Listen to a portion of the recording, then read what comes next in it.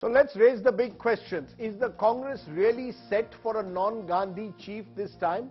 Will the Gandhis play a neutral role? Will the Congress continue to be remote controlled by the Gandhis? What lies ahead? Let's take a look in our special focus this evening.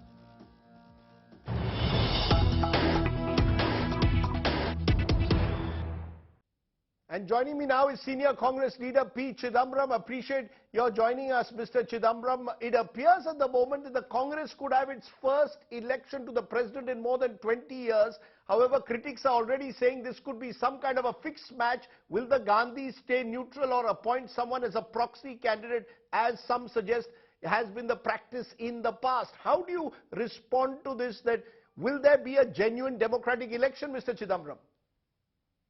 Where were these critics when other parties hold their elections or don't hold any election? Where were these critics when J.P. Nada became president of the BJP, or before him Mr. Amit Shah, Mr. Rajnath Singh, Mr. Gadkari? The Congress has held elections in the past. There was one election when Indira Gandhi was president. There was another election when you were mute and deaf and blind, when other elections take place. There will be an election. People will file their nominations. If there are more than 2 surviving nominations, there will be an election. In fact, I was quite happy to see... So, Mr. Chidambaram, it's not about the fact whether there will be an election. The question is whether that election will be truly fought in a free and fair manner, because in the past, Sonia Gandhi, for example, won more than 99% of the votes against Jitendra Prasad the last time the election was held in 2000. Will there be a candidate who will be the Gandhis' favored candidate, who will thereby monopolize the election? If it is Shashi Tharoor versus Ashok Gehlot as a Gandhi-supported candidate, Mr. Gehlot. Gandhis are members of the Electoral College. They are entitled to vote, just as I am entitled to vote, and I'm entitled also to tell my friends that I'm going to vote for so-and-so. What are your intentions? I'm not asking to look at his ballot, but I can canvass for the candidate whom I like. The Gandhis have made it clear that they will not actively canvass for any candidate. But if the Gandhis... And there is another group which actively campaigns for another candidate. Why do you doubt the election? If there is an overwhelmingly favored candidate, that favored candidate will get a very large proportion of the votes. Why don't you? That's because, Mr. Chidambaram, there are a number of people, including your son Karthi, who have already questioned the way in which the membership rolls are done in the Congress. They are not being made freely available. There's a claim that there will be a lack of transparency. Are these genuine criticisms that need to be taken on board or not before one can say that the Congress is holding a genuine, free and fair election? But why do you doubt the Congress elections when you didn't make a whisper about any other party's non-election or so-called election? We are going through a process. We have published the electoral roll.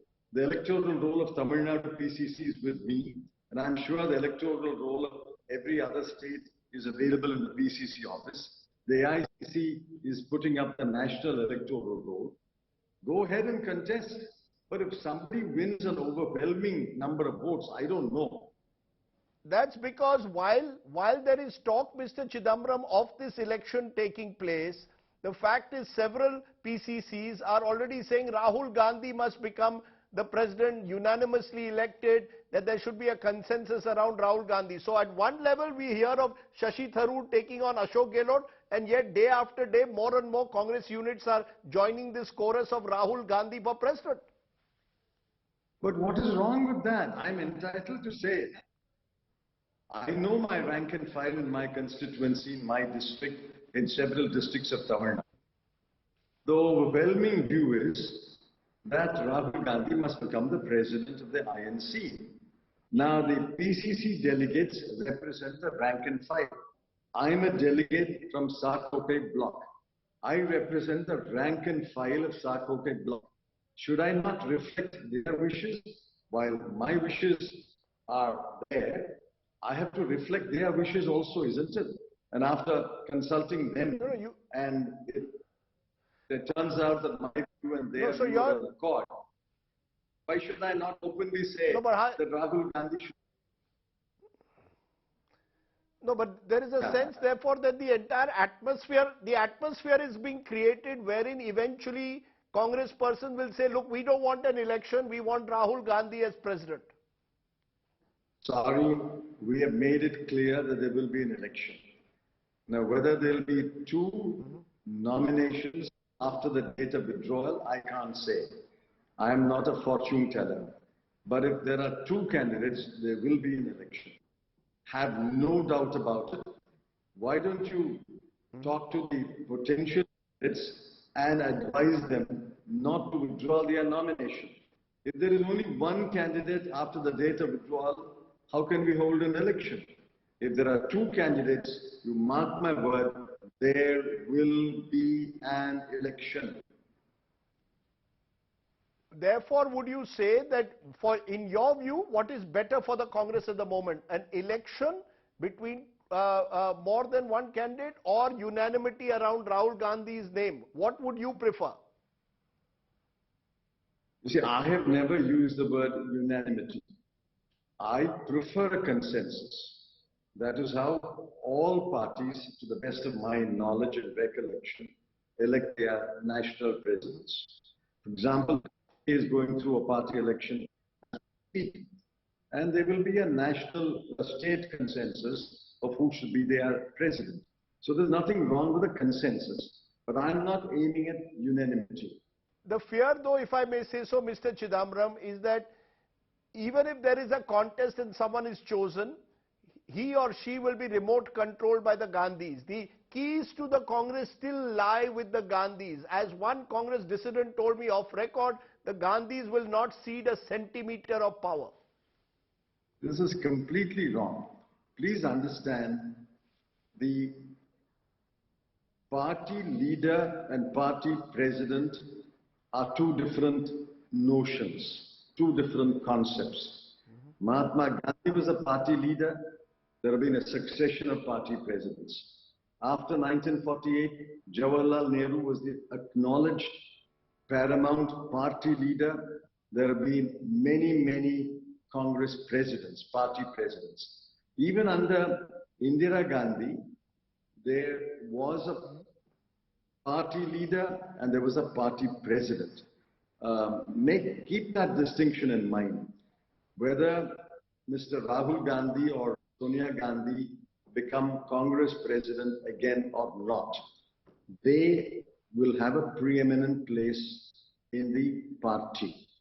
They will have a large influence on the party. But I think if there's a non-Gandhi as party president, he will rise to the occasion. These are big shoes to fill, and the office of Congress president has a huge history, a long tradition, enormous powers and prestige and state authority. And I'm sure he or she will rise to the occasion and function as a Congress president, exercising the powers. Let me ask you a final question then. If the choice for you was Mr. Gehlot versus Mr. Tharoor, which side are you moving towards? Who do you think will make a better Congress president given the state of your party? Why should I disclose my vote to you? This is unusual. This vote is by secret ballot, and I'm certainly not going to say it on national television. I'll vote according to the wishes of my rank and file and my wishes. I will vote according to my wishes. But I think both of them are competent, qualified candidates to be president. But only, unfortunately, only one of them can be elected in a contest.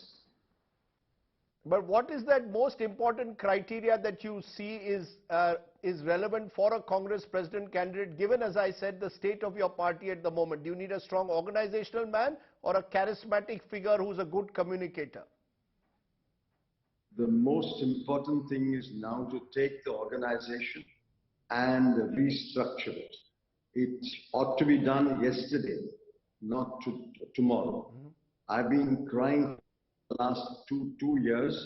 The organization is weakening every day. In more than 6 or 7 states, there's practically no organization worth the name. The sense I get though, Mr. Chidambaram, is that you're calling in a way for a complete structural organizational change. Whoever becomes party president, that's where you believe the first task of any new president of the Congress is. So who that will be, we'll wait and see. But for now, I appreciate that you're joining us. You're joining us from your village, of course, there. Therefore, the connections are not great at the moment. But I still appreciate that you've taken the time off. I know you're watching the cricket as well, for joining us. Thank you.